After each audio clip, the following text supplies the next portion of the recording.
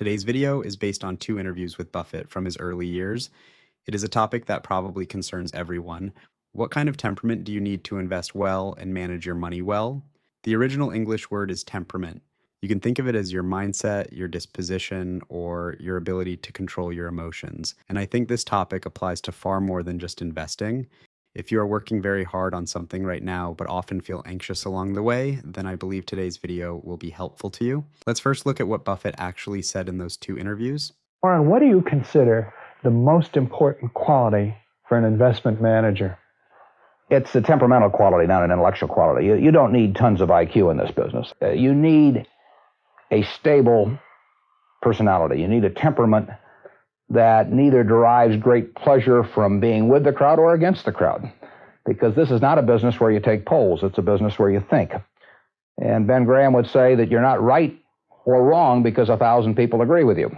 And you're not right or wrong because 1,000 people disagree with you. You're right because your facts and your reasoning are right. Really, being a sound investor really just requires a certain control of your temperament and the ability to know what you know and know what you don't know and occasionally act. Very interesting. You can see that Buffett places emotional control in a very important position, even above intelligence, even above business ability. So what exactly is temperament? My understanding is this. It is the ability to block out noise and return to what really matters. It is the ability to actually carry out the principles you already know. Buffett explains it himself. He follows Graham's approach to value investing. When I buy shares in a company, I care only about the company's intrinsic value. I do not care what price the stock once reached. I do not care how much it rose last month. I do not care whether my view aligns with the majority or goes against it. Those things have nothing to do with me. When you have good emotional control, you only need to pay attention to less and do less. Now, when it comes to the right mindset, I have to bring in the regular guest of this channel, Duan Yongping. For those who don't know him, Duan Yongping is a Chinese entrepreneur who built two of China's most successful consumer electronics brands. He later became a well-known value investor and is probably best known internationally for paying over $600,000 to have lunch with Buffett back in 2006. He has a classic story. There was a bidding competition between BBK, which he represented, and another VCD company called Iduo, led by Hu Jibiao. They were competing for the top advertising slot on CCTV, China's national broadcaster. His competitor Hu Jibiao made a bold declaration. Whether I can win the top bid, you can tell just by reading my name. Duan Yongping put in a bid of 200 million yuan. Hu Jibiao won the title with a price of 210 million. That is how all the media told the story. But years later, when Duan Yongping talked about it in an interview, he said this so-called dramatic battle was really just a media narrative. He never felt he was fighting for any title. He simply had his own internal valuation for that CCTV ad slot, 200 million. So that was his number. If the price went higher, he was out. In his mind, he was ignoring the competition and ignoring the title entirely. Isn't that exactly the same logic Buffett was talking about? You ignore everything that has nothing to do with the essence of the matter. You return only to the simplest common sense, and you make a judgment based on basic principles. This logic sounds very simple. None of us would fail to understand it. But once you're in real life, when all kinds of personal interests, reputation, temptation, and the atmosphere of the moment all start piling on, we get swept along by those forces. We lose our steady mind, and we drift away from what really matters. So both Buffett and Duan Yongping point to the same simple truth. A stable temperament, good emotional control, can help you block out the noise and see the essence of things. Next, I want to share another example that had a big impact on me personally. I don't know how many of you watch stand-up comedy. Li Dan is one of China's most well-known figures in the stand-up comedy world. A comedian, writer, and producer who helped bring the format to mainstream audiences in China. He once wrote an internal handbook for the comedians at his company. For some reason, he eventually published it. There's one passage in it that I think is brilliant.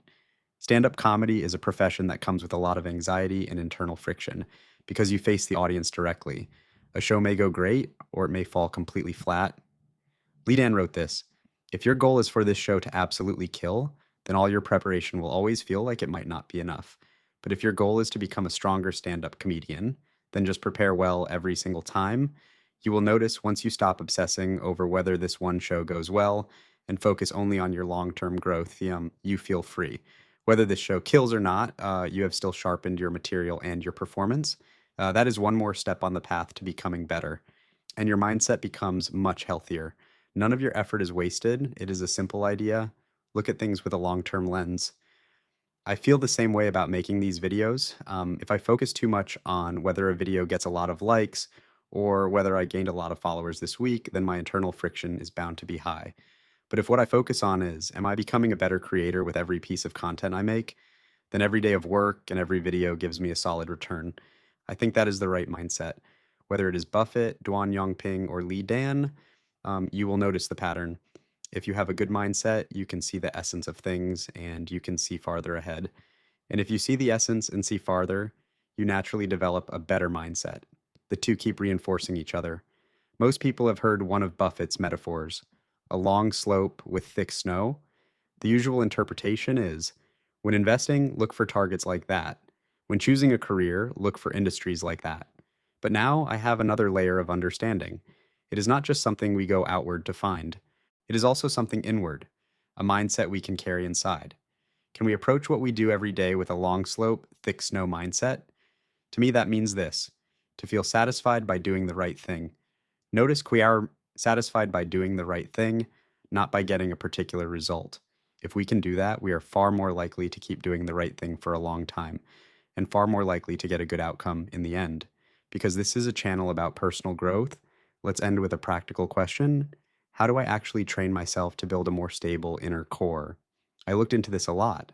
Honestly, I have not found a perfectly scientific method that works for everyone, but here I want to borrow a thinking habit from Charlie Munger, Buffett's longtime partner and one of the greatest investors of the 20th century.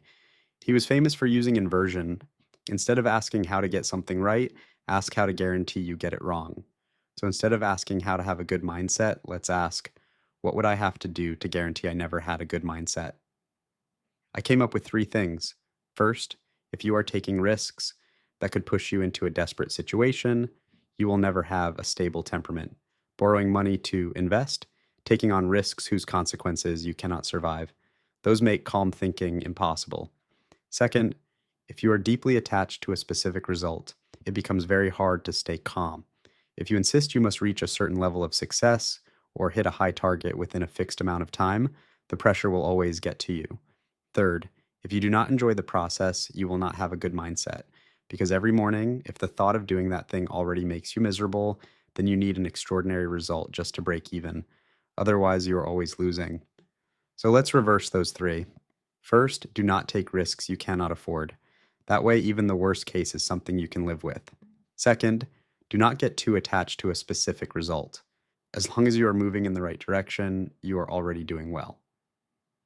Third, enjoy the process. Be willing to spend your precious time doing this thing. If all 3 are true, aren't you already in a much better place? We can try, in everything we do, to think about what really matters, and slowly we train ourselves toward a steadier, quieter mind. The stronger our control over emotion becomes, the smaller the gap becomes between knowing and doing. And in the end, what you understand and what you actually do become one.